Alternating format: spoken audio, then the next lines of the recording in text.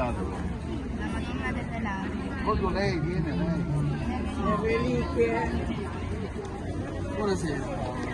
Auguri. Grazie. A Raffadali la fede si fa a cammino condiviso. Con Maria camminiamo nella fede, portatori di speranza, e questo è il richiamo che accompagna la comunità ecclesiale in occasione della visita delle reliquie della Madonna delle Lacrime di Siracusa, accolte in città in un clima di intensa partecipazione spirituale ed emotiva.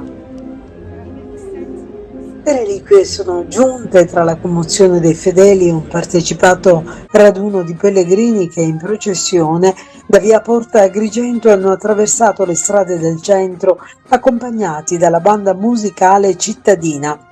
Un corteo raccolto e silenzioso che ha condotto i presenti davanti alla chiesa di Sant'Antonino, dove è stata celebrata la Santa Messa in un'atmosfera di profonda devozione, la quale il messaggio alla comunità.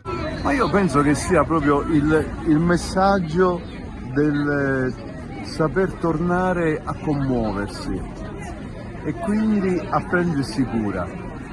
Ci sono le lacrime, ecco, forse chi piange ha bisogno di una mano che sappia asciugare le lacrime.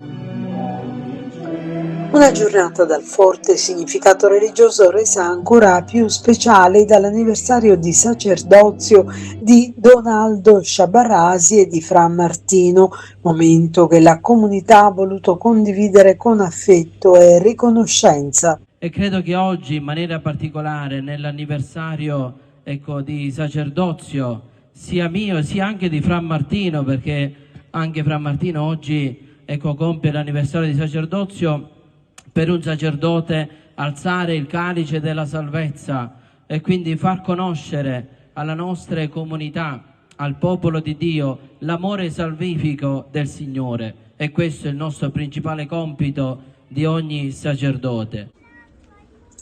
La visita delle reliquie rappresenta non solo un evento di fede, ma anche un'occasione di riflessione spirituale e pastorale.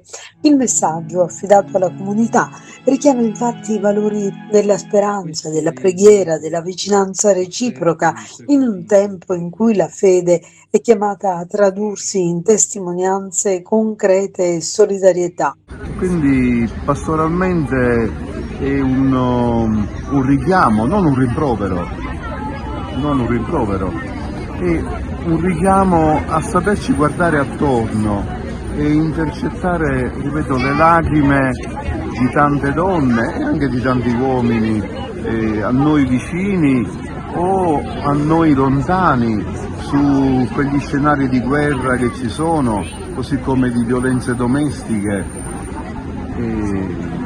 Quindi io penso che per tutti noi poter accogliere le reliquie, celebrare l'Eucaristia, possa essere un momento di consapevolezza e di crescita spirituale.